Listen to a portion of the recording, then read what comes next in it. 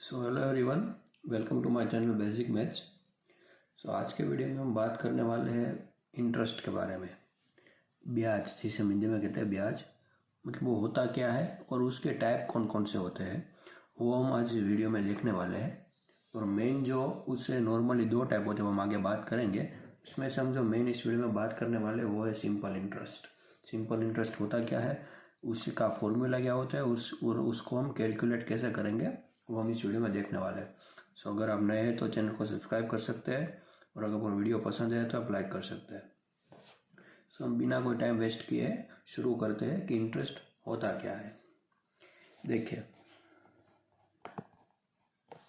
For example अगर आप कोई 100 रुपये है आपके पास, 100 रुपये है, और उसको आप बैंक में ले जाकर डाल देते हैं, बैंक अकाउंट में डालते हैं आपके 100 रुपये, और बैंक वाले आपको बोलते हैं कि 1 साल के बाद आपको इतना ब्याज मिलेगा इस 100 रुपये पर।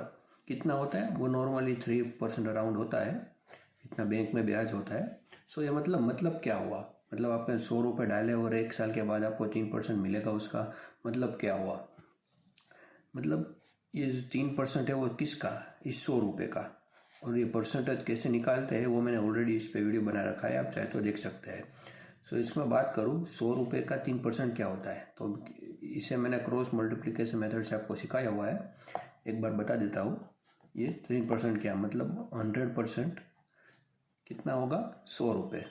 यहाँ पर 100 रुपीज़ से इसका 3% निकालना है, इसलिए 100% क्या होगा, 100 रुपीज़। और 3% के क्या होगा इसका, वो हमें कैलकुलेट करना है, तो इन दोनों का मल्टीप्लिकेशन होगा और इन दोनों का।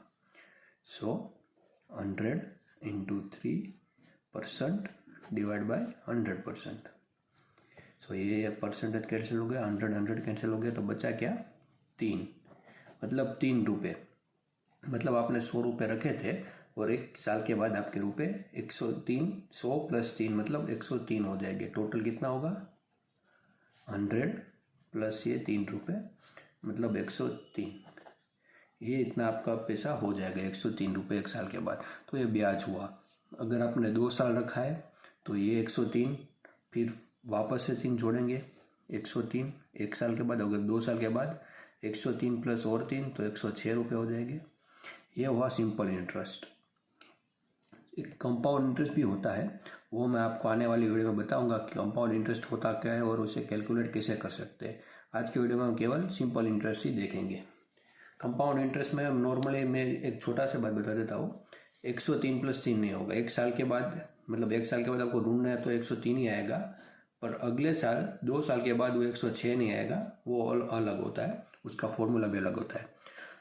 अगर हमको ये इंटरेस्ट जो है, इंटरेस्ट रुपीज़, वो हमको डायरेक्ट फॉर्मूले से निकालना है, तो हम इसको कैसे लिख सकते हैं, तो उसके फॉर्मूला होता है इंटरेस्ट का I is equal to P into R into N divide by 100। ठीक है, ये पी आर एन क्या होता है वो मैं आपको बताता हूँ। ये पी होता है प्रिंसिपल अमाउंट, मतलब जो मेन जो जितने पैसे आपने बैंक में रखे हैं, इस केस में कितने रखे थे आपने, 100 रुपये, तो यहाँ पर पी क्या होगा, 100। ठीक है, समझ में आ गया। पी जो प्रिंसिपल अमाउंट, मतलब आपने जितने रुपए बैंक में डाले हैं वो 100 है, तो वो पी 100 हो जाएगा। नेक्स्ट है आर। आर क्या होगा, बैंक आपने 100 रुपये रखे पर बैंक वाले आपको कहेंगे कि मैं आपको 1 साल के बाद इस पर 3% ब्याज दूंगा, तो जितना परसेंटेज होगा, यहाँ पर 3% है तो R is equal to 3। For example अगर यह 5% होता तो आर इक्वल टू 5 होता, 6% होता तो आर इक्वल टू 6 होता। ठीक है, अब आएगा एन। एन क्या होता है, देखिए इन्होंने कहा 100 रुपये आप रखिए, मैं 1 साल के बाद आपको 3% इसमें ब्याज दूंगा, तो मतलब 1 साल के बाद आपका रुपये 103 हो जाएगा। तो 1 साल, तो एन इज इक्वल टू वो होगा जितने टाइम तक आप बैंक अकाउंट में आपके रुपये रखते हैं। फॉर एग्जाम्पल अगर इन्होंने ऐसा बताया होगा कि आप 100 रुपये रखिए, मैं 2 साल के बाद आपका 3% ब्याज दूंगा, तो एन इज इक्वल टू यहाँ पर 2 होगा। क्यों, क्योंकि 2 साल इन्होंने कहा, अगर 3 साल का होता तो 3 होता, इसलिए यहाँ पर एन इज इक्वल टू क्या आएगा, 1 आएगा। क्यों, क्योंकि इस केस में इन्होंने कहा सिर्फ 1 साल में मैं आपको 3% ब्याज दूंगा, मतलब 103 रुपये 1 साल में हो जाएंगे। एन इज इक्वल टू क्या आएगा, 1। अब अगर हमको डायरेक्ट आई इंटरेस्ट फाइंड आउट करना है, ये 3 रुपये, ये तो हमने मल्टीप्लिकेशन मेथड से यूज़ किए, अगर फॉर्मूला से करना है तो कैसे होगा, सो पी की वैल्यू क्या है 100 है, आर की वैल्यू 3, एन की वैल्यू 1 डिवाइड बाई 100 है, तो 100 कैंसिल हो गया, तो क्या आया 3, ये देखिए 3 आई, इंटरेस्ट कितना आया 3। सो टोटल अमाउंट कितना मिलेगा आपको 1 साल के बाद, प्रिंसिपल अमाउंट प्लस आई। ये पी का मैंने पी बताया था आपको, पी क्या है 100 है, तो 100 होगा प्लस आई 3, आई कितना आया 3 आया, टोटल अमाउंट कितना मिलेगा आपको 1 साल के बाद, ए इज इक्वल टू 103। सो ये आपको अमाउंट 1 साल के बाद मिलेगा। ये होता है सिंपल इंटरेस्ट। आगे मैं आपको 1-2 एग्जांपल लेके बताता हूँ कि अगर ये एन की वैल्यू डिफरेंट होगी, पी की वैल्यू, ये आर की वैल्यू तो कैसे डिफरेंट होगी और उसको हम कैसे सोल्व कर सकते हैं वो मैं आपके आगे बताता हूँ। अगर अब इन्होंने ऐसा कहा होता कि आपको 500 रुपये बैंक में, आपको 500 रुपये डालना है बैंक में, और उन्होंने कहा होता कि 4% मैं आपको ब्याज दूंगा, लेकिन 2 साल के बाद, 2 साल के बाद मैं आपको ब्याज दूंगा, तो इसको हम इंटरेस्ट कैसे कैलकुलेट करेंगे। सो मैंने आपको एक फॉर्मूला बताया था, I is equal to P into R into N divide by 100। इसमें पी क्या था, तो प्रिंसिपल अमाउंट, मतलब जितना रुपये आप बैंक में डालते हो वो हमारा 500 होगा इस केस में। So P is equal to 500। R क्या होगा, जितना परसेंटेज आपको बैंक कहती है कि इतना ब्याज मिलेगा आपको, तो वो आपका आर होगा, मतलब यहाँ पर 4 होगा, सिर्फ 4 लिखना है, परसेंटेज नहीं लिखना है, सिर्फ 4 लिखना है। और एन क्या होगा, जितने साल तक आप बैंक में रुपये रखने वाले हो, मतलब या इस केस में 2 साल तक। सो 2 डिवाइड बाई 100, तो इसका आंसर क्या आएगा 5 इंटू 4 20, 20 इंटू 2 40। सो इंटरेस्ट क्या हुआ 40। सो टोटल रुपये कितने मिलेंगे आपको, जैसे मैंने बताया टोटल अमाउंट के पी प्लस आई करना होगा। पी क्या होगा 500 प्लस इंटरेस्ट कितना आया 40, तो टोटल कितना होगा 540। सो ये हमारा आंसर होगा इस केस में, ठीक है। अब देखिए मैं आपको एक बहुत इंटरेस्टिंग सम बताता हूँ। अगर आपको यही केस लेते हैं हम, ठीक है, अगर आपको 500 रुपये बताए हैं, 500 रुपये आप डाल रहे हो, 4% आपको ब्याज भी मिलेगा।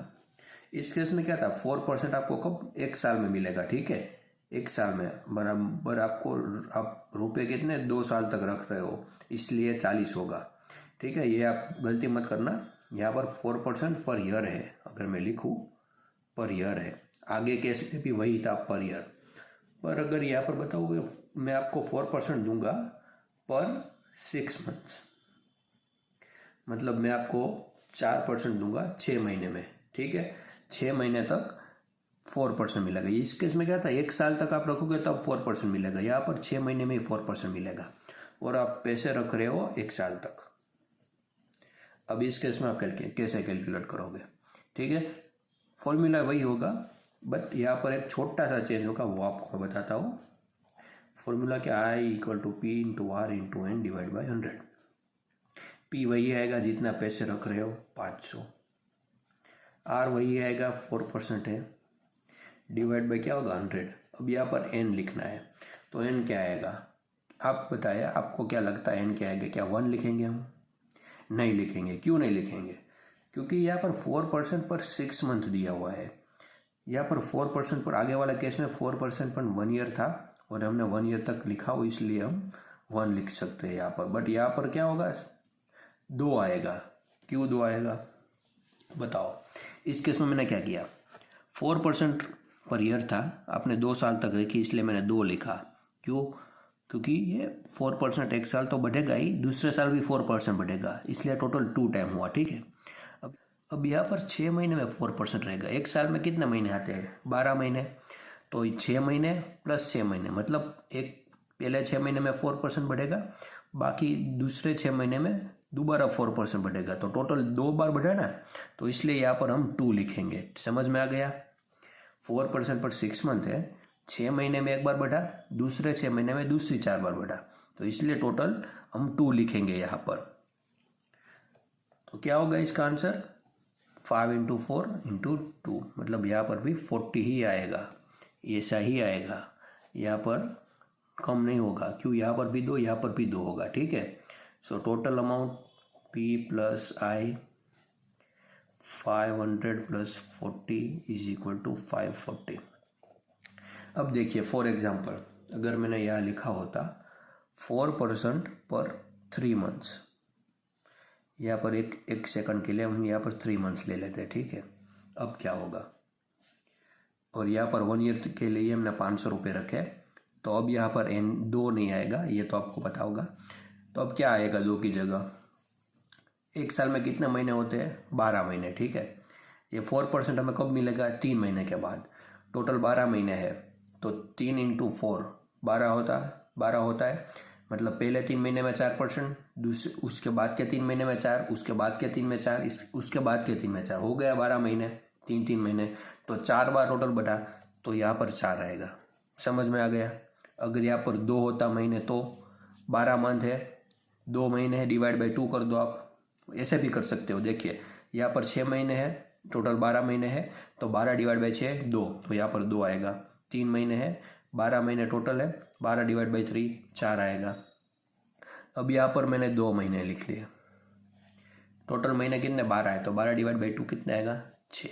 समझ में आ गया? उम्मीद करता हूँ आपको समझ में। बहुत ईजी होता है ये, इसमें कुछ अगर यहाँ पर फॉर एग्जाम्पल देखिए यहाँ पर 2 महीने है, 2 महीने ही है, और यहाँ पर मैं 2 साल कर दूँ, अब क्या होगा? अब क्या करोगे? टोटल महीने कितने आएंगे? एक साल में 12, तो 2 साल में कितने? 24 महीने। 24 डिवाइड बाई 2 कर दो, कितना हुआ? 12 हुआ, तो यहाँ पर 12 आएगा। समझ में आ गया?